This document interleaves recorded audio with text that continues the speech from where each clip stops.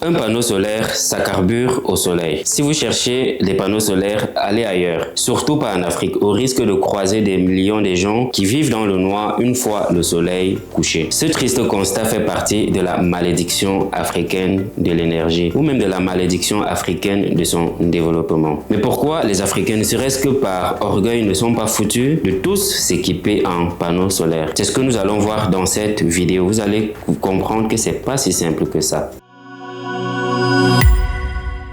Bonjour à tous, bienvenue sur Afrique au courant. L'Afrique, c'est le continent le plus ensoleillé au monde. Un panneau solaire placé au nord du Cameroun produit 2 fois plus d'électricité que le même panneau solaire placé quelque part ici en Suisse où je réalise cette vidéo. Donc aucun doute, l'Afrique, c'est l'endroit par excellence pour produire l'énergie solaire, surtout qu'elle en a vraiment besoin. Elle a besoin pour ses plus de 40% de sa population qui n'ont toujours pas accès à l'électricité. Elle a besoin pour soutenir son économie, elle a tout simplement besoin pour se développer.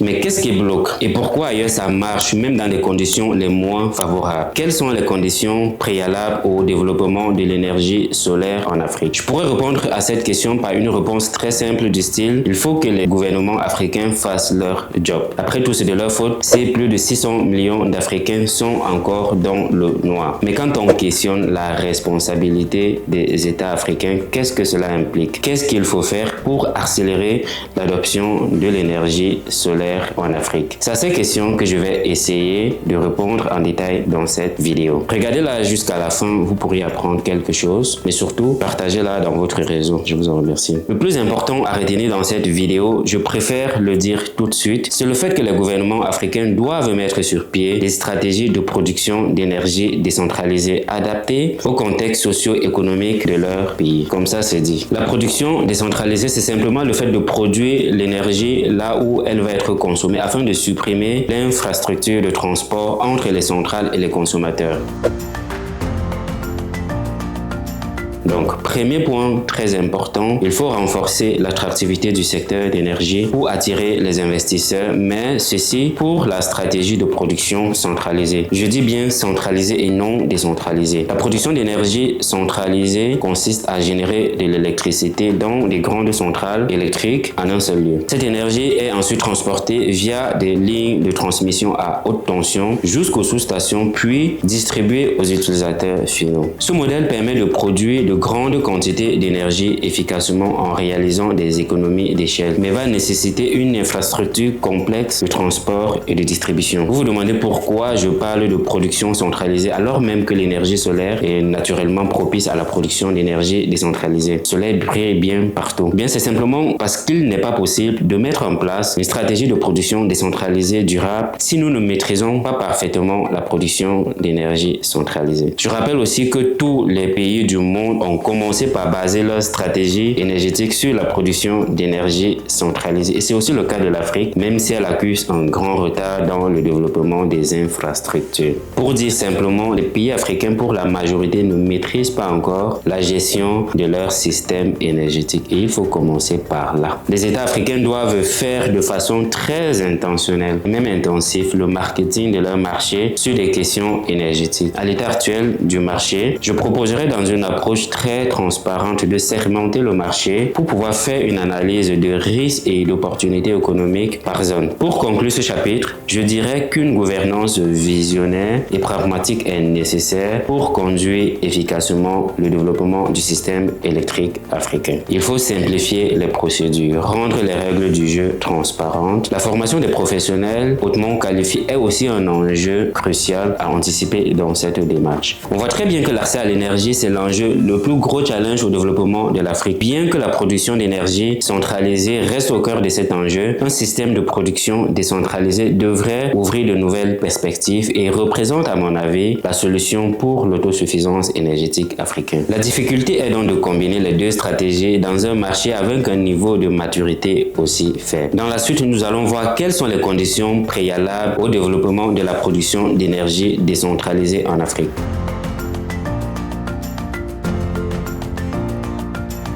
Petite définition. La production d'énergie décentralisée désigne la génération ou la production de l'électricité à partir de petites installations situées à proximité des lieux de consommation plutôt que dans des grandes centrales électriques. Ces installations peuvent inclure des panneaux solaires sur des toits, des éoliennes locales, des petites centrales hydroélectriques, des centrales biomasse ou même des systèmes de cogénération. Je vais aussi introduire ici deux concepts de production décentralisée qui sont la production décentralisée intégrée pour désigner une production connectée à un réseau électrique local. Ce réseau électrique local étant lui-même connecté au réseau national via un gestionnaire de réseau de distribution GRD local. Le deuxième concept, la production décentralisée non intégrée pour désigner une production connectée à un réseau local isolé ou une production complètement indépendante du réseau. Le marché actuel repose essentiellement sur un système de production centralisé, mais le développement dans la suite de cette vidéo repose essentiellement sur la production d'énergie décentralisée intégrée, bien que tout aussi compatible pour une production décentralisée non intégrée. Cette façon de produire de l'électricité comporte beaucoup d'avantages dans un contexte africain,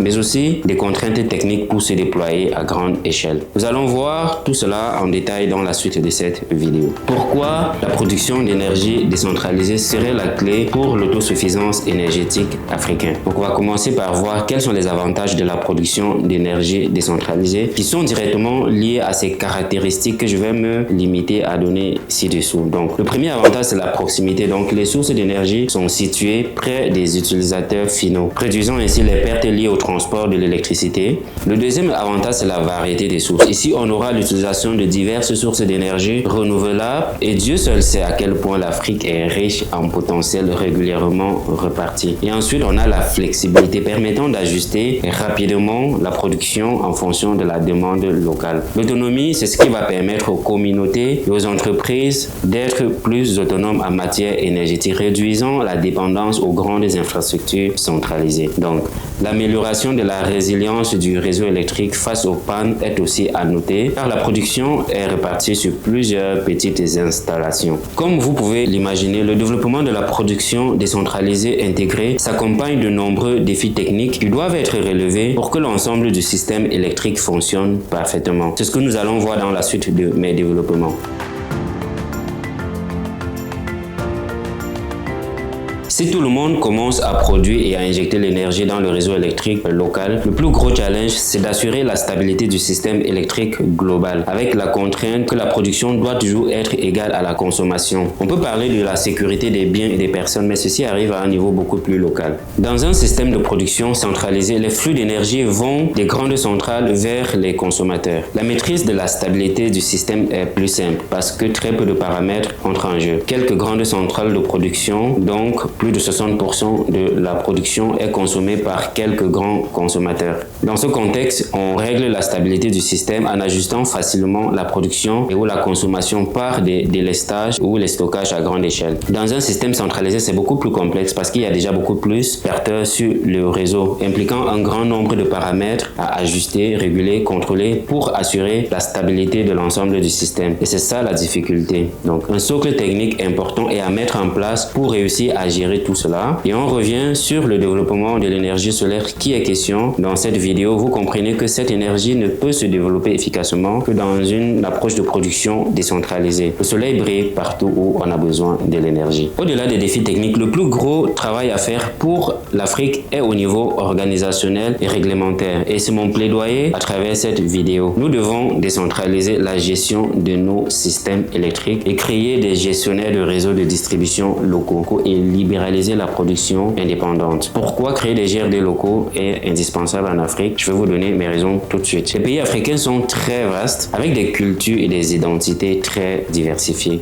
Contexte qui rend une gouvernance nationale centralisée très complexe et inefficace. Il faut s'adapter aux réalités socio-économiques locales et c'est d'autant plus vrai pour la gestion des systèmes électriques. La gestion locale favorise une plus grande implication des communautés dans des décisions relatives à l'énergie, ce qui renforce la transparence et la confiance dans la gestion de l'énergie. Mais le plus important, techniquement, un GRD local est un sous-système du réseau national, connecté au système national par un ou plusieurs points de raccordement au réseau via des postes de transformation. Ces points de raccordement sont contrôlés au dispatching national pour la gestion de la stabilité du système. Et il est plus facile pour un GRD sous-système d'accueillir des productions indépendantes dans sa zone de dessert et de gérer la stabilité de la zone grâce à un centre de dispatching local ou intermédiaire. Le GRD local peut, via son centre de contrôle, déconnecter un producteur si nécessaire, par exemple pour stabiliser la fréquence du système. Il est également chargé de gérer des demandes de raccordement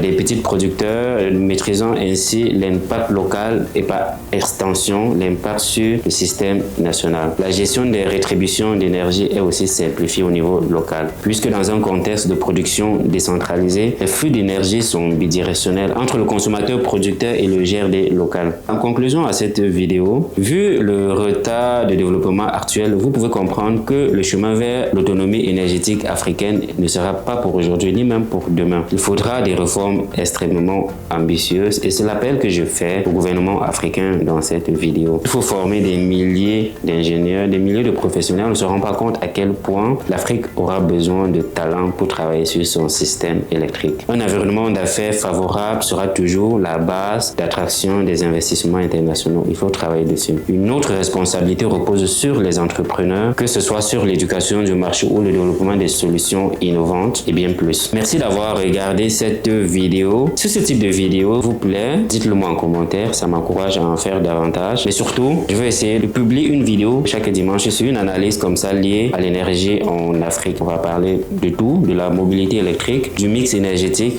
etc. Donc, on va essayer de publier une vidéo chaque dimanche sur ces questions-là. Si vous avez d'autres idées de vidéos, de sujets que vous souhaiterez voir développer sur la chaîne, c'est volontiers. Vous pouvez mettre ça en commentaire. Je vous en remercie. À très bientôt.